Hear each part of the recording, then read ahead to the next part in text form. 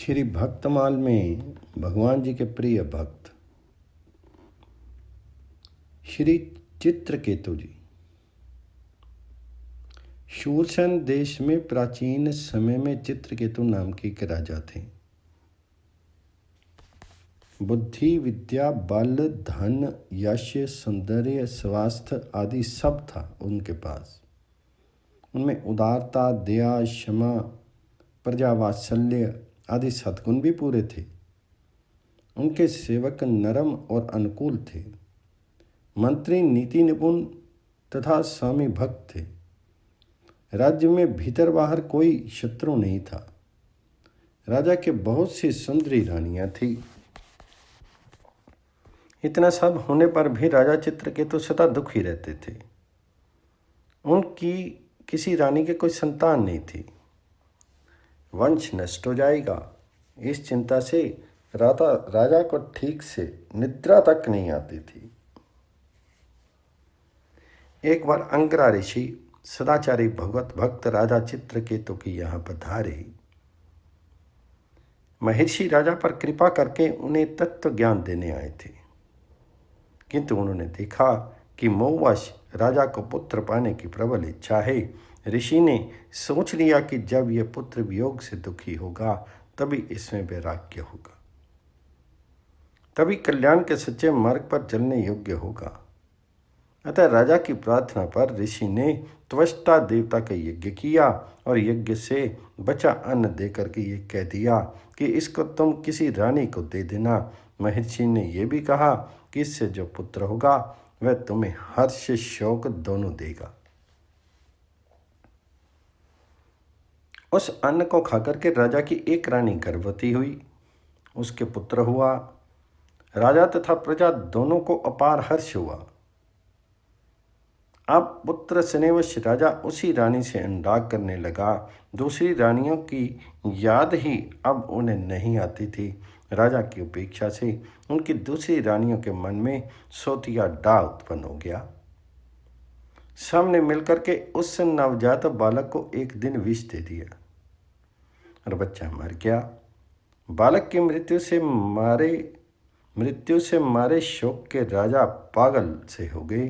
राजा को ऐसी विपत्ति में पड़ा देख करके उसी समय वहां देव ऋषि नारद के साथ महर्षि अंगिरा आए। वे राजा को मृत बालक के पास पड़े देख समझाने लगे, राजन, तुम जिसके लिए इतने दुखी हो रहे हो वह तुम्हारा कौन है? इस जन्म से पहले वह तुम्हारा कौन था? अब आगे वह तुम्हारा कौन रहेगा? जैसे रेत के कण जल के प्रवाह से कभी एकत्र हो जाते हैं और फिर अलग अलग हो जाते हैं, वैसे ही काल के द्वारा विवश हुए प्राणी मिलते और अलग होते हैं। ये पिता पुत्र का संबंध कल्पित है। ये शरीर न जन्म के पूर्व थे न मृत्यु के पश्चात रहेंगे, अतः तुम इनके लिए शोक मत करो। राजा को इन वचनों से कुछ सांत्वना मिली। उसने पूछा, महात्मन, आप दोनों कौन हैं?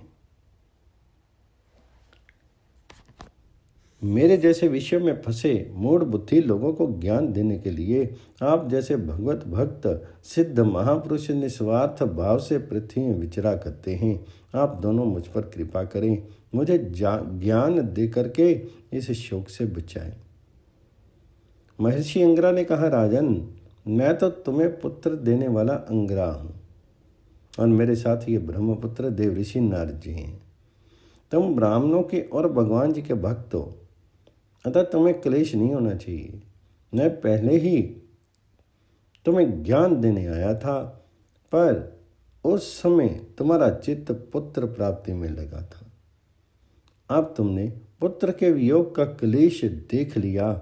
इसी प्रकार स्त्री, धन, ऐश्वर्य आदि भी नश्वर है। उनका वियोग भी चाहे जब संभव है और ऐसा ही दुखदायी है।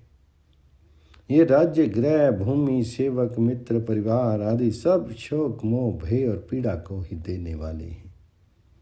ये स्वप्न के दृश्यों के समान हैं। इनकी यथार्थ सत्ता नहीं है। अपनी भावना के अनुसार ही ये सुखदायी प्रतीत होते हैं। द्रव्य, ज्ञान और क्रिया से बना इस शरीर का अभिमान ही जीव को क्लेश देता है। एकाग्र चित्त से विचार करो और एकमात्र भगवान जी को ही सत्य समझ करके उन्हीं में चित्त लगा करके शांत हो जाओ। राजा को बोध देने के लिए देव ऋषि नारद ने जीव का आवाहन करके बालक को जीवित करके उससे कहा, जीवात्मन देखो, ये तुम्हारे पिता माता बंधु बांधव तुम्हारे लिए व्याकुल हो रही हैं, तुम इनके पास क्यों नहीं रहते? तो जीवात्मा ने कहा, ये किस किस जन्म में मेरे माता पिता हुए थे। मैं तो अपने कर्मों का फल भोगने के लिए देवता मनुष्य पशु पक्षी आदि योनियों में अनंत काल से जन्म लेता आ रहा हूँ। सभी जीव परस्पर कभी पिता कभी पुत्र कभी मित्र कभी शत्रु कभी सजातीय कभी विजातीय कभी रक्षक कभी विनाशक कभी आत्मीय और कभी उदासीन बनते हैं। ये लोग मुझे अपना पुत्र मानकर रोते क्यों हैं? शत्रु मान करके प्रसन्न क्यों नहीं होते? जैसे व्यापारियों के पास वस्तुएं आती और चली जाती हैं, एक पदार्थ आज उनका है कल उनके शत्रु का है, वैसे ही कर्मवश जीवन नाना योनियों में जन्म लेता घूमता है। जितने दिन जिस शरीर का साथ है उतने दिन ही उसके संबंधी अपने हैं। ये स्त्री पुत्र घर आदि का संबंध यथार्थ नहीं है। आत्मा न जन्मता न मरता है, वह नित्य अविनाशी सूक्ष्म सर्व आधार सर्व प्रकाश है। वस्तुतः भगवान ही अपनी माया से गुणों के द्वारा विश्व में नाना रूपों में व्यक्त हो रहे हैं। आत्मा के लिए ना कोई अपना है ना पराया, वह एक है और हित अहित करने वाले शत्रु मित्र आदि नाना बुद्धियों का साक्षी है। साक्षी आत्मा किसी भी संबंध तथा गुण दोष को ग्रहण नहीं करता। आत्मा तो कभी मरता नहीं, वह नित्य है और शरीर नित्य है नहीं। फिर ये लोग क्यों व्यर्थ रो रहे हैं? राजपुत्र का जीवात्मा इतना कहकर के चला गया। उसकी बातों से सबका मोह दूर हो गया। मृतक का अंत्येष्टि संस्कार करके राजा शांत हो गया। जब बालक को विष देने वाली रानियों ने ये ज्ञान सुना तब उन्हें बड़ा पश्चाताप हुआ। जमुना तट पर जाकर उन्होंने अपने पाप का प्रायश्चित किया। राजा चित्रकेतु ऋषियों के उपदेश से शोक मोह भय और क्लेश देने वाले दुस्त्यज ग्रह के स्नेह को छोड़ करके महर्षि अंगिरा और देव ऋषि नारद के पास जाकर के उनसे भगवत प्राप्ति का साधन पूछने लगे।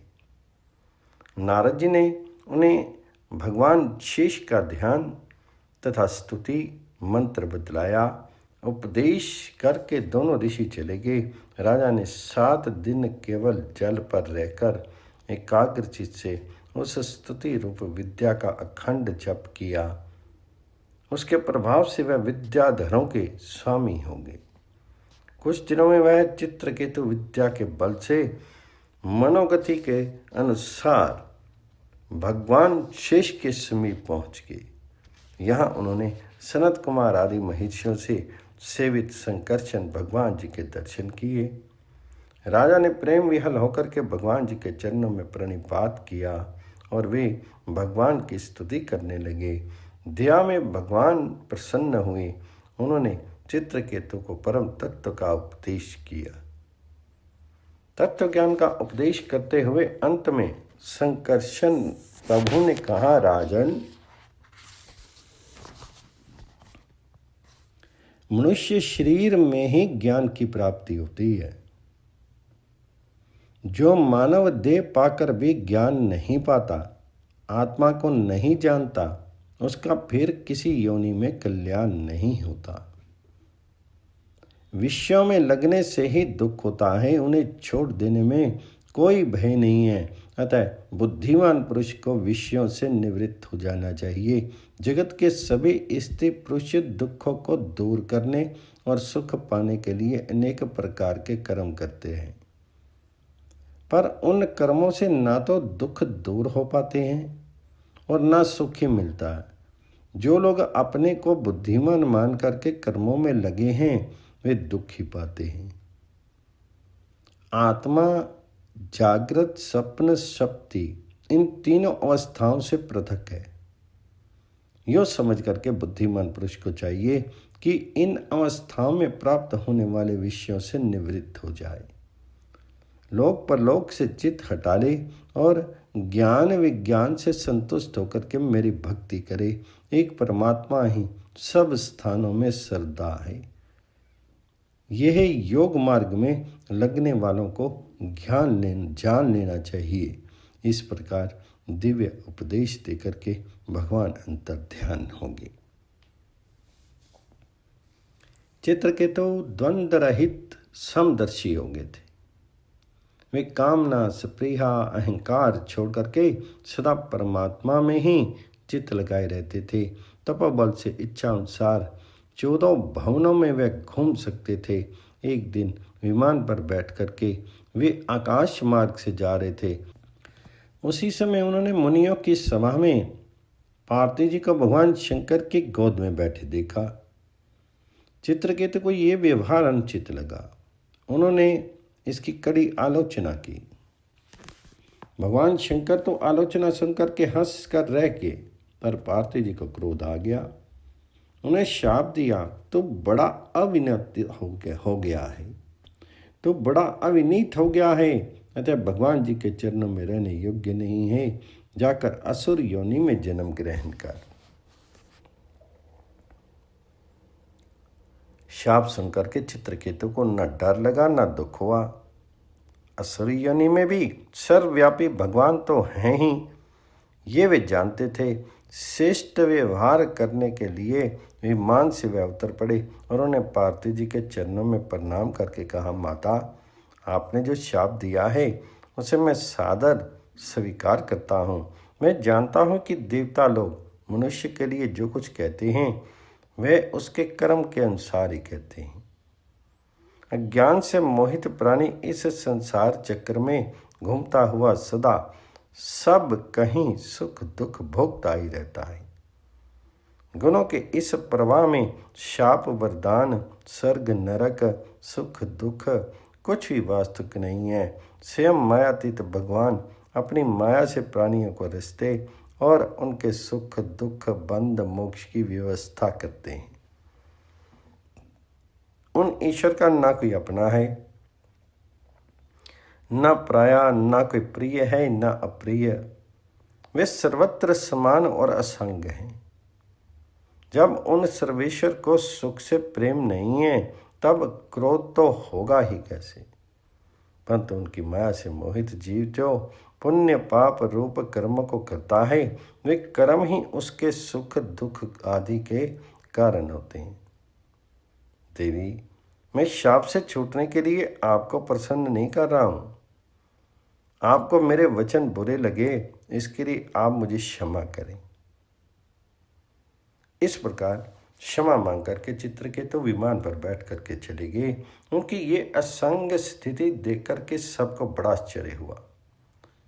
शंकर जी ने कहा, देवी, तुमने भगवान के दास अनुदासों का महात्म्य देखा।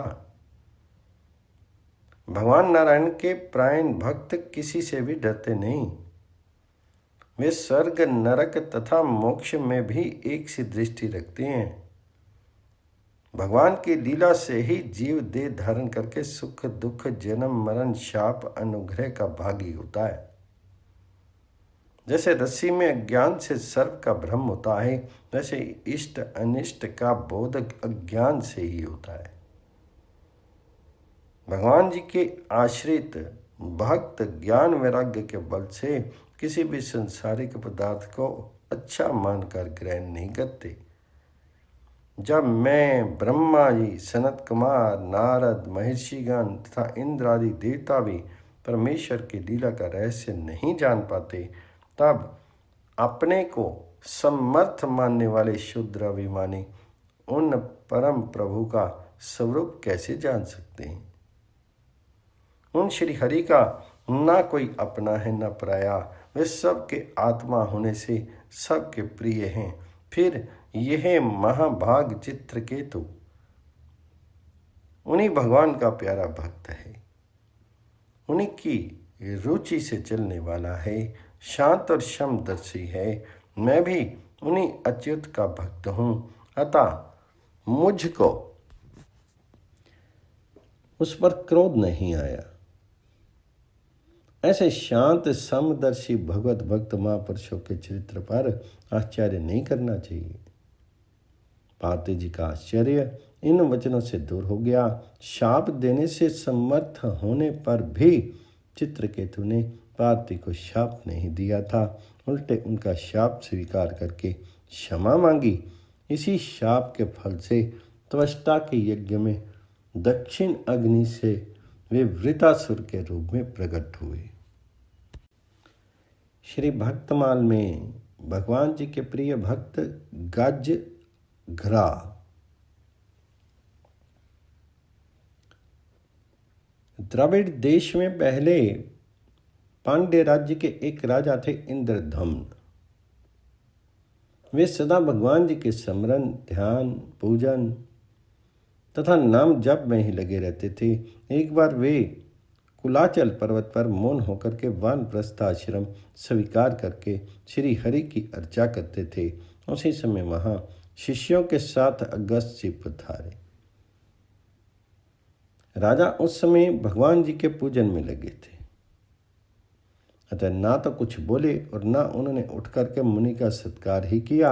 अगस्त जी को इससे क्रोध आ गया। उन्हें शाप देते हुए कहा, यह मूर्ख मत वाले हाथी की तरह बन गया है, ब्राह्मण का ये अपमान करता है, अतः इसे हाथी की योनि प्राप्त हो। शाप देकर के अगस्त जी चले गए। उनके शाप के प्रभाव से शरीर छूटने पर राजा इंद्रधम्न क्षीर सागर के मध्य त्रिकूट पर्वत पर हाथी हुए। वे बड़े ही बलवान थे। उनके भय से वहां व्याघ्र सिंह भी गुहाओं में छिप जाते थे। एक बार वे गजराज अपने यूथ की हथनियों और हाथी के बच्चों के साथ वन में घूम रहे थे। धूप लगने पर जब प्यास लगी तब कमल की गंध सूंघते हुए वे यूथ वहां के सरोवर में पहुंचा। वह सरोवर बहुत ही विशाल था। उसमें स्वच्छ जल भरा था, कमल खिले थे। सभी हाथियों ने जल पिया, स्नान किया और परस्पर सूंड में जल लेकर के उछालते हुए जल क्रीड़ा करने लगे। उसी सरोवर में महर्षि देवल के शाप से ग्राह होकर हुहु नामक गंधर्व रहता था। वह ग्राह जल क्रीड़ा करते हुए गजराज के पास चुपके से आया और पैर पकड़ करके उन्हें जल में खींचने लगा। गजराज ने चिंगाड़ करके उसको मारने की कोशिश की। दूसरे हाथियों ने भी सहारा देना चाहा, किंतु ग्राह बहुत बलवान था। दूसरे हाथी शीघ्र ही थक गए। कभी ग्राह जल की ओर खींच ले जाता और कभी गजराज उसे किनारे के पास खींच लाते। इस प्रकार बराबर दोनों एक दूसरे को खींचते रही। गजराज में हजारों हाथियों के समान बल था, पर वह घटता जाता था। वे थकते जाते थे। ग्राह तो जल का प्राणी था, वह इनसे जल में बलवान पड़ने लगा। जब ग्राह के द्वारा खींचे जाते गजेंद्र बिल्कुल थक गए। उन्हें लगा कि अब डूब जाएंगे। तब उन्होंने भगवान जी की शरण लेने का निश्चय किया। पूर्व जन्म की आराधना के प्रभाव से उनकी बुद्धि भगवान जी में लगी। पास से एक कमल पुष्प तोड़ करके सूंड में उठा करके वे भगवान जी की स्तुति करने लगे। जब कोई अत्यंत कातर होकर के भगवान जी को पुकारता है तब विद्या में एक क्षण की ही देर नहीं करते। कातर कंठ से गजराज भगवान जी की स्तुति कर रहे थे। देवता भी उनके सर में सर मिला करके भगवान जी का स्तवन कर रहे थे। उसी समय भगवान गरुड़ पर वहाँ बैठे वहाँ प्रकट हुए।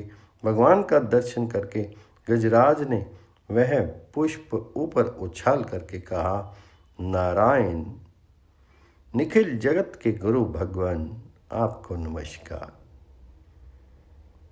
आते ही भगवान जी ने एक हाथ से गजराज को गिरा के सहित जल में से निकाल करके पृथ्वी पर रख दिया। अपने चक्र से गिरा का मुख फाड़ करके भगवान जी ने गजराज को छुड़ाया। भगवान के चक्र से मरकर गिरा ऋषि के शाप से छूट करके फिर गंधर्व हो गया। उसने भगवान जी की स्तुति की और उनकी आज्ञा लेकर के अपने लोक को चला गया। गजराज को भगवान जी का स्पर्श मिला था, उनके अज्ञान का बंधन तत्काल नष्ट हो गया। उनका हाथी का शीर सुंदर दिव्य चतुर्भुज रूप में परिणित हो गया। भगवत पार्षदों का रूप पाकर के वे भगवान जी के साथ उनके नित्य धाम में पहुंच गए।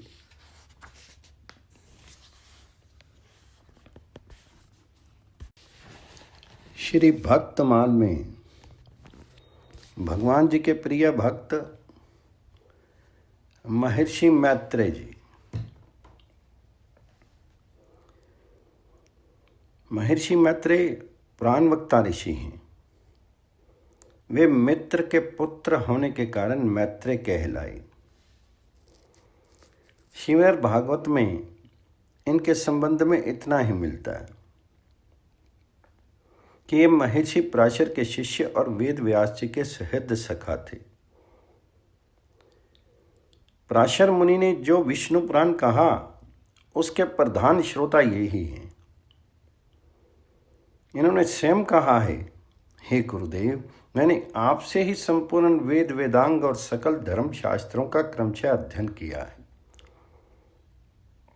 हे मुनि श्रेष्ठ, आपकी कृपा से मेरे विपक्षी भी मेरे लिए ये नहीं कह सकते कि मैंने संपूर्ण शास्त्रों के अभ्यास में परिश्रम नहीं किया है।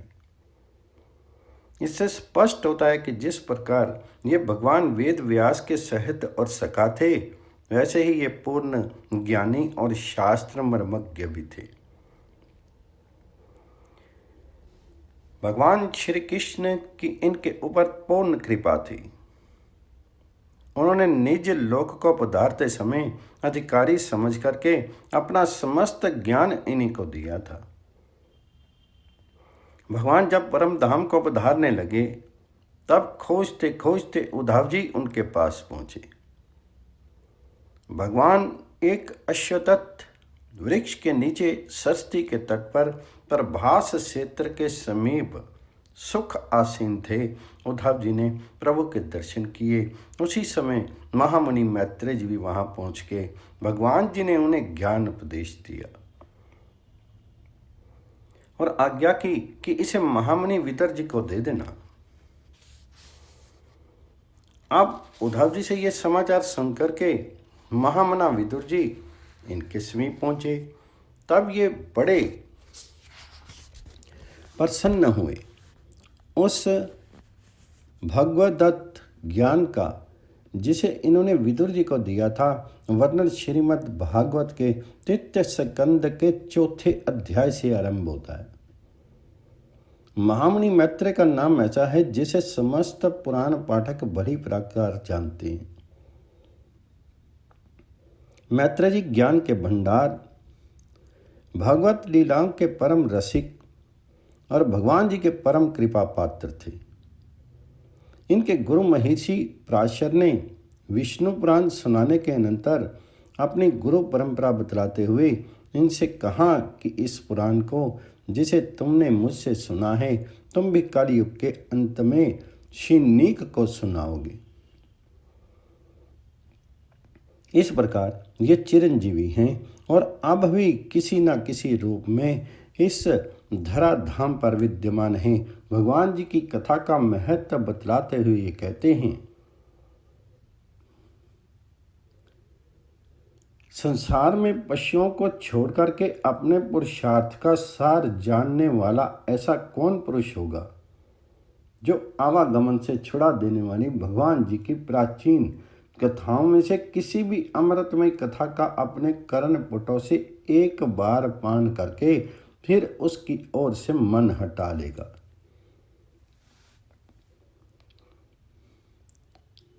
श्री नाभाजी ने कोशाराम नाम से जिसका वर्णन किया है वे परम श्रेष्ठ ऋषि मैत्रेय जी ही हैं। परम धाम जाने से पूर्व जब भगवान श्री कृष्ण उद्धव जी को उपदेश दे रहे थे उस समय मैत्रेय जी भी वहीं उपस्थित थे। मैत्रेय जी को भगवान जी ने आज्ञा दी कि तुम जाओ और मेरे भक्त विदुर को मेरे द्वारा कथित ज्ञान भक्ति का उपदेश दो, जिससे मेरे रूप और गुण उनके रोम रोम में व्याप्त हो जाएं। मैत्रेय और विदुर जी का संवाद श्रीमद् भागवत के 3 स्कंद में वर्णित है। प्रेम की ध्वजा फहराने भक्त चित्रकेतु का चरित्र भी श्री भागवत में प्रसिद्ध है। शंकर जी का अपमान करने पर उन्हें दैत्य योनि प्राप्त हुई, फिर भी उनकी भक्ति ज्यों की त्यों रही। अक्रूर जी और ध्रुव जी ये श्रेष्ठ भक्त राज हुए। उद्धव सरीखे भगवान जी के प्यारे भक्तों की कथा संसार में सर्वत्र प्रसिद्ध है।